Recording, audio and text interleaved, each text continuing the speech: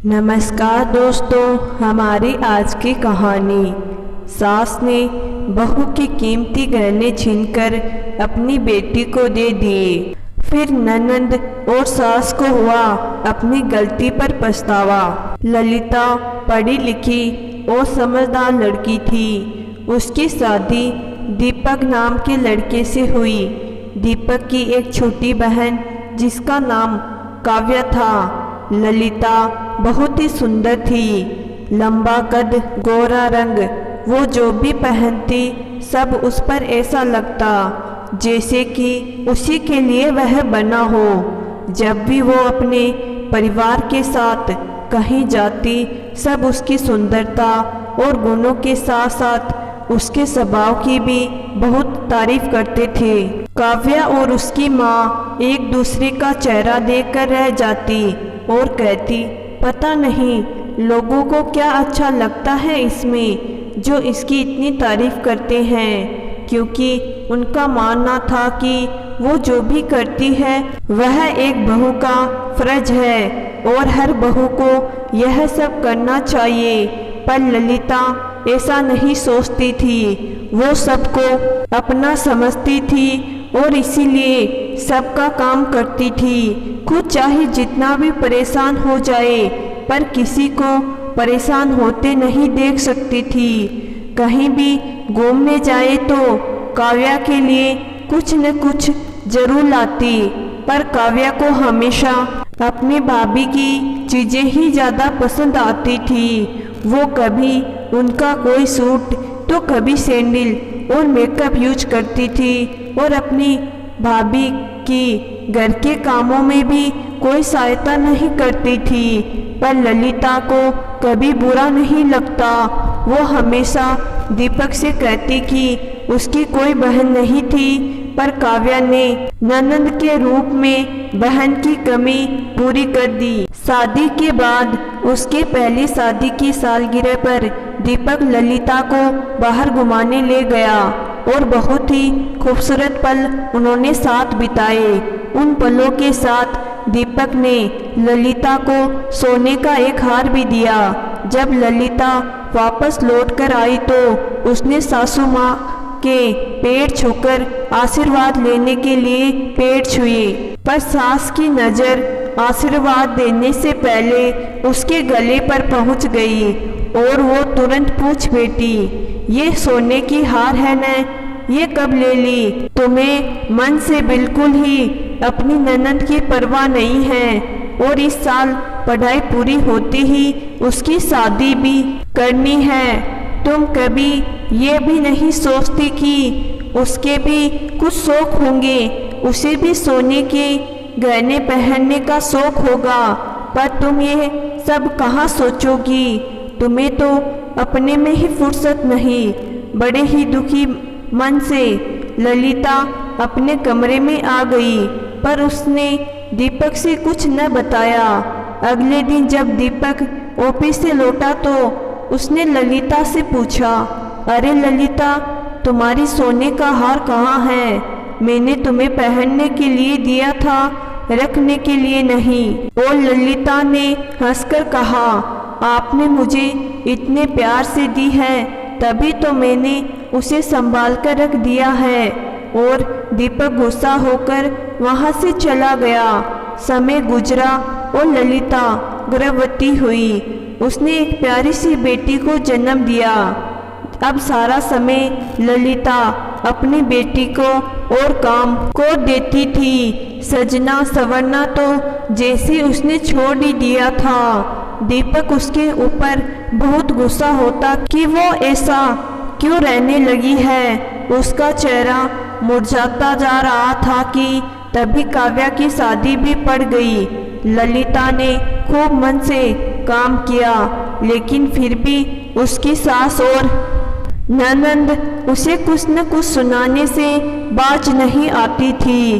और तो और उसके सारे गहने सास ने अपनी बेटी को दे दी। वो भी सोचती कि उसने किया क्या है, कौन सी गलती की है उसने।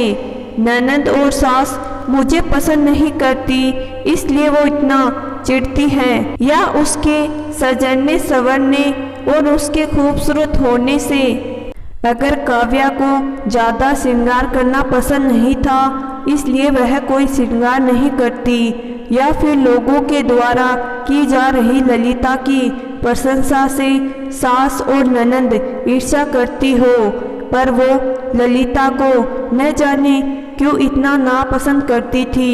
वो बहुत खूबसूरत थी, पर इसमें उसका क्या दोष। लेकिन ललिता ने कभी इस बारे में नहीं सोचा। काव्या अपने ससुराल में बहुत खुश थी कि उसके जन्मदिन पर दीपक और ललिता उसे मिलने गए। ललिता उन्हें देखकर बहुत खुश हुई। काव्या भी अपनी भतीजी पीहू के साथ बहुत खेली, पर न जाने क्यों उसे ललिता का सूखा मुरझाया सा चेहरा देख बहुत दुख हुआ। जाते वक्त ललिता ने काव्या को एक और गिफ्ट दिया और वह चली गई।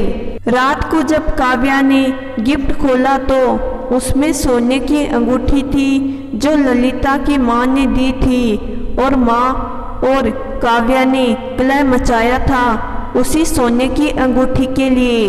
वो बहुत दुखी हो गई, क्योंकि अब वह बेखूबी समझ सकती थी कि उस तोहफे का ललिता के लिए क्या मतलब था। फिर कभी उसने ललिता को वो अंगूठी पहने नहीं देखा था। उसने फोन उठाया और तुरंत भाभी को फोन किया, पर उन्होंने फोन नहीं उठाया। फिर उसने अपने भाई को फोन किया, लेकिन उन्होंने भी नहीं उठाया। तब उसने माँ को फोन किया और उन्होंने बताया कि पता नहीं क्यों दीपक का फोन आया था कि रास्ते में ललिता बेहोश हो गई थी और उसे लेकर वो हॉस्पिटल गया है। अब न जाने क्या हो गया उन महारानी को। तब काव्या बोली, बस भी करो माँ, अब भाभी सच में बीमार होंगे। वो कभी नाटक नहीं करती, और तुमने भी नहीं देखा वो इतनी कमजोर जैसे हो गई। ऐसे लग रहा था जैसे कोई बीमारी हो उन्हें। मैं भैया को फ़ोन लगाती हूँ और हॉस्पिटल के लिए निकलती हूँ। हॉस्पिटल जाकर काव्या को पता चलता है कि उसकी भाभी को कैंसर है। जब उसने भाभी को हॉस्पिटल के बेड पर पड़ा देखा तो बहुत दुख हुआ उसे।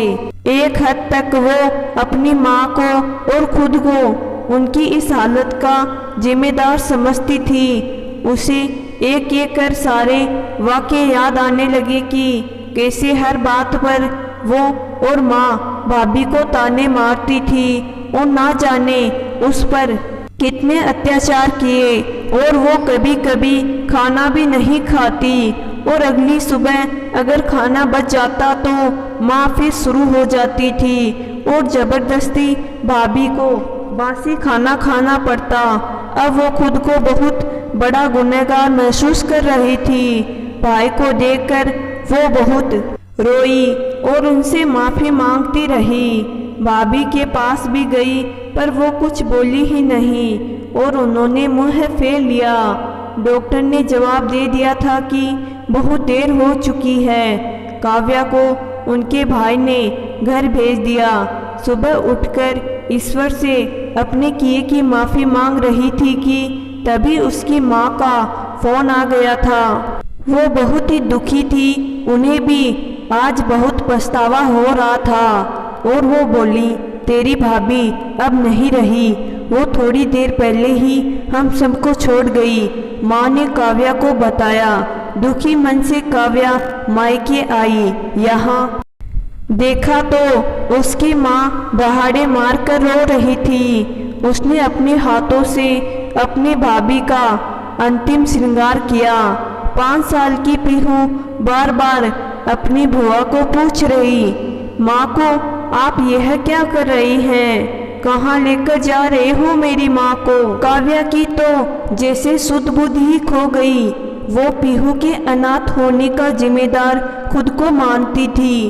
काव्या अगले 13 दिन तक वहीं रुकी, और इन दिनों में उसने एक और बात नोटिस की कि पीहू अपना सारा काम कर लेती थी। खुद से खाना लेना हो या नहाना हो, ऊपर से दूसरों का काम भी कर देती थी, जैसे किसी को पानी देना हो या ऐसा काम जो वो कर सकती हो।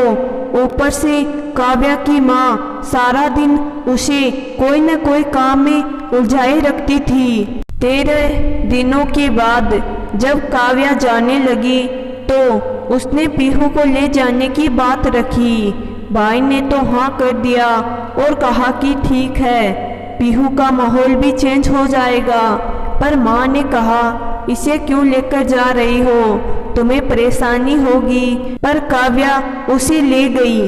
काव्या ने फिर दोबारा पीहू को अपनी माँ के पास नहीं भेजा और पीहू की परवरिश अपने खुद के बच्चों से बढ़कर की। हाँ, ये बात अलग है कि पीहू को वह छुट्टियों में अपने पिता और नई माँ के पास रहने भेजती रही, पर काव्या ने पीहू को बहुत इंटेलिजेंट ही नहीं बल्कि बहुत स्मार्ट भी बनाया, ताकि उसकी माँ की तरह वो कभी न बने। और भाभी के वो सोने के कीमती गहने माँ ने दिए थे, वो सोने की अंगूठी उसने पीहू की शादी में पीहू को दे दी।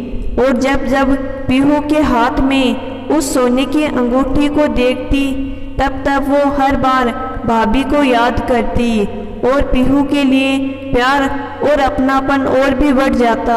दोस्तों, जो चीज़ हमारे पास होती है हमें उसकी कदर नहीं होती, और जब वो हमसे दूर हो जाती है तब हमें उसकी अहमियत का एहसास होता है, लेकिन तब तक देर हो चुकी होती है। इसलिए समय रहते अपने रिश्तों को बचा लीजिए। तो दोस्तों, मैं आशा करती हूँ कि आज की कहानी आपको ज़रूर पसंद आई होगी। कहानी पसंद आई है तो कहानी को लाइक और चैनल को ज़रूर सब्सक्राइब करिएगा। धन्यवाद।